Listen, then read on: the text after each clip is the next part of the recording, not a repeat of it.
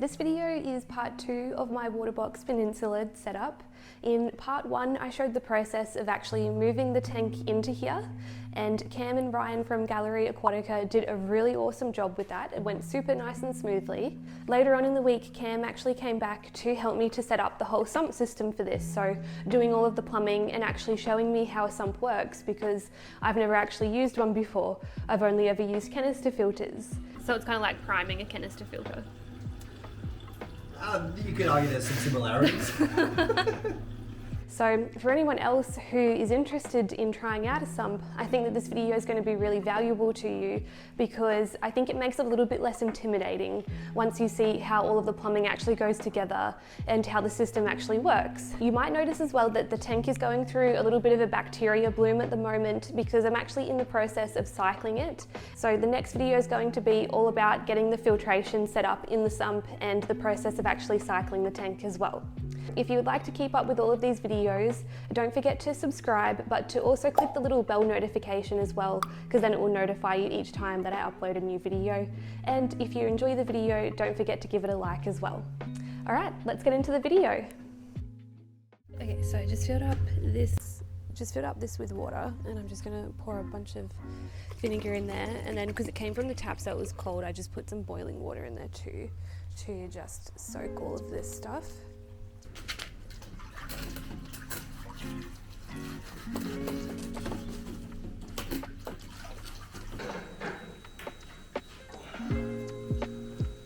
So you've got two drains that drain water down the overflow into the sump. Oh, okay. That's the primary one. Yeah. And the primary one has got the adjuster. Gotcha, okay. And if you notice, it also has a cage on the top, so the salt water snails can't go down it. Oh, I see. Okay. And it's shorter than this next one, which is the secondary, and the secondary doesn't have the cage valve. Yeah. Okay. A rock came out of it. I don't know how that got in there. And so what gets into it that makes it like seal? Just little bits of grit when you're emptying the tank and pulling it out. Okay, yeah. They're not too bad, but like, see that? Yeah. That's not too bad, but if it's on the O-ring, it does reduce the chance of it sealing well. Yeah. So this actually might take 2 people. I'm going to get in the tank. Yeah. But what I need you to do is just put this into the first hole closest to the African tank, and I'll see it. I know that you'll cut the light. Okay. So duck in there, and yeah, okay. you see the 3 holes. Yeah. Now that needs to face towards the camera, like in that direction. Yeah. These water boxes are excellent tanks, but the biggest challenge is that their plumbing is really, there's not a lot of space to thread them in. Yeah. And if you don't thread them in tight enough, then they leak. So you wouldn't even be able to do this with just one person. It would be impossible. Oh my god, you're actually standing in the tank. yeah. When you said get in it, I thought you meant like, I don't know, lean over it. Well, that's quite funny that you only noticed after you finished threading it in. I did bring a ladder in with the thought that I would use that, however, there's not quite enough space. And what I was just saying about how important it is to be tight, this is really the only way.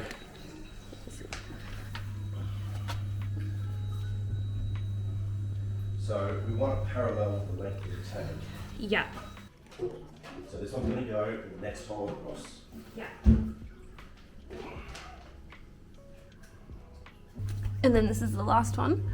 Yep. Okay. This is the return.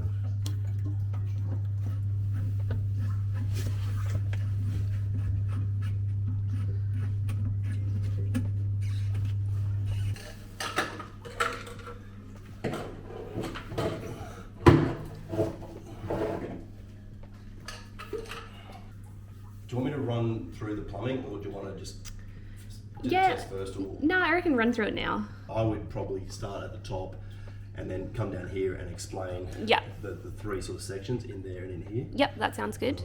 So you're putting something into the overflow right now?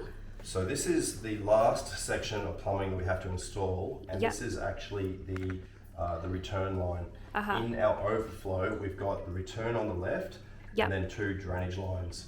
Our return is what's connected to the pump in the sump. So it's that the makes water sense. returning from the sump back up to the top.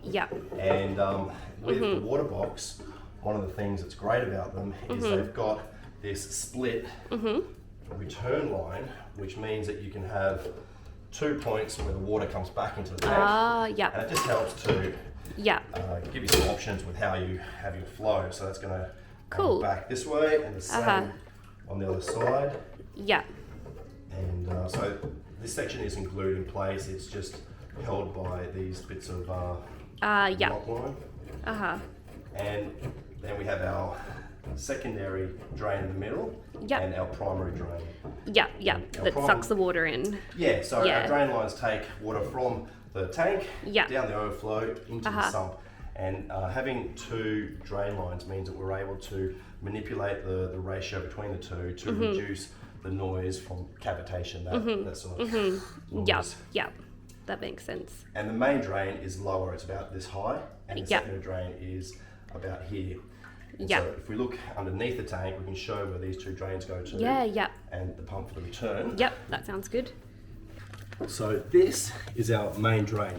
It's going to take 95% of the water, and we're going to be able to control the amount of water that comes down this drain using our gate valve. And so it's for silencing, and we'll have it so that 95% comes down this one, and only a very small amount, around about 5%, comes down the secondary drain. Our return is this one here. So the Vectra L2, which is an excellent return pump, feeds up the soft plastic into the manifold, and you could run something like a UV thing. You could run UV. I mean, these have got a fairly small nozzle, but you could certainly run UV or a reactor, carbon, things like that. And so you just keep those closed unless you want to add something onto them? Well, we're definitely going to, correct. We're definitely going to keep them closed at the moment. So when we turn this return pump on, obviously we want to ensure that, because it's going nowhere, that it's closed. But in future you'll be able to run things off that if you want. But the Vectra is good also because it's a DC pump. You can control the flow, so you can run it up to 11,500 litres per hour, which is heaps for the size tank. But I'd probably have it about half that. But that, in conjunction with your gate valve, will allow you to tune the overflow. I think it's time to fill it. Sounds good. Okay. I think what we do is fill this overflow first, then check for leaks, and then fill the tank. Okay. That'll do.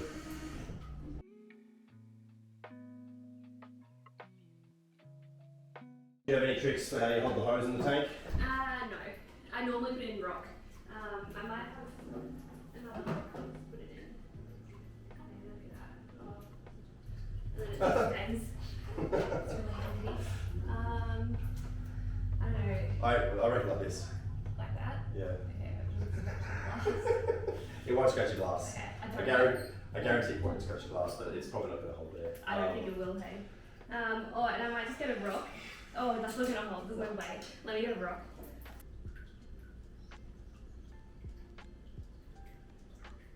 And then hopefully we put it through there. Yep.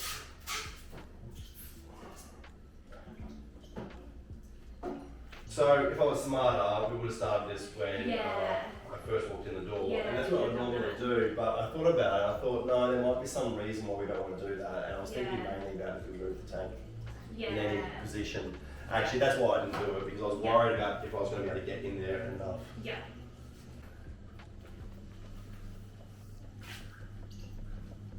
I think it's actually really good. Oh, it's really good, And most importantly, I think it's really safe from scratching your tank. It is just started going down, and starting to fill there, the rear. So that's the water going down the main drain. It goes down there first. And just making sure I left it open. I didn't, so Oh. it's good to have that fully open to start with. We can put filter socks in here as a pre-filter in the future. You've got a removable baffle. Yep. And depending on how you run this, you might put heaps of biological media in here and then something else here. You've run a Java fern refugium. Yep. I've never done that, but I think it would work. So you can put floss in these. Yeah. And that's what I would recommend doing today. And the floss will allow you to have some good mechanical filtration upstream. Okay. So yeah, that's good that you've got a couple of those. Cool. I normally just pack them full of lots of biological media, really, you know, matrix or whatever your choice of media is. Yep, so it'd really just be mechanical here, then all of your biological stuff in these two big ones, and then that's where it goes back in. Exactly. Yeah, that's how I run these normally. Cool. All I'm worried about at the moment is leaks. Yeah. Because that noise is the cavitation noise I'm referring to. Look down here, you can see the bubbles. And I just turned the pump down. Yeah. So it's now on its lowest setting, which is going to make it easier for us. You can see the water level is adjusting, and now there's more water flowing into here. Yeah. So the main drain is taking all the flow at the moment because its top side plumbing is shorter than the secondary. But there's air coming down with the water, which means that it's cavitating, hence the noise. Yeah. So once we close it off to the point that the water level rises, and the main drain will stop sucking in air, stop making the noise, and it will be quiet and nice and calm in here without the bubbles. Yeah, yeah. Okay. So it's kind of like priming a canister filter. You could argue there's some similarities. We just don't want there to be air. You certainly don't want air going down this line. Yeah. So the water level is about 6 inches from the top here. Just got to the point where the water level is actually going up because the noise has softened slightly. I see. So I'm going to start doing this a bit more slowly. So I was going to go, I'll call that an 8th turn. And we'll hit a point that, and that might be it, that the water that's coming down the drain isn't sucking air with it, hence the lack of bubbles. We'll also see an increase in the water level up here. And so now it's probably 10 inches from the top, and it's slowly coming up. So that's almost certainly how you want it to be primed. Got it. Yeah, I put it in your head now. Tuned, that's it. You want it to be tuned so that you've got the slowest rise or increase of water level in here, and it's definitely still going up. Yeah. So I think that that's going to be perfect. And this is probably the most important thing to understand that. So this is head turn off the vector.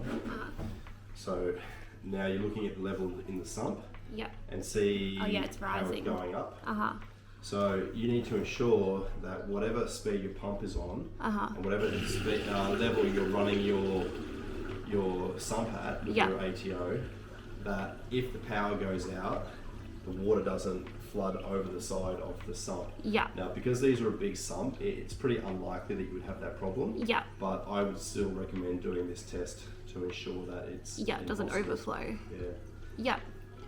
And it's pretty close to stopping, and you still have heaps of clearance. That's good. So it's good to do it at a time when you can let it settle out entirely, because it can go up slowly sometimes, but I can tell you now it's not going to go over. Once the water level drops below this, you've only got what is the sump proper where the return pump sits.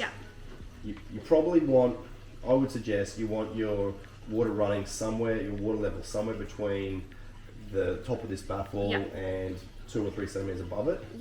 Well, that's pretty much everything done then. I think so. So in the next video, what I'm going to be doing is actually setting the sump up, so setting the filtration up. So make sure that if you've got any really good ideas what I should do with it, that you let me know in this video in time, so we can start working on that process of getting the filtration and getting the tank actually cycled. And if you enjoyed the video, don't forget to give it a like, Comment down below and subscribe to see more videos as they come out as well of this setup, and I'll see you in the next one. Bye.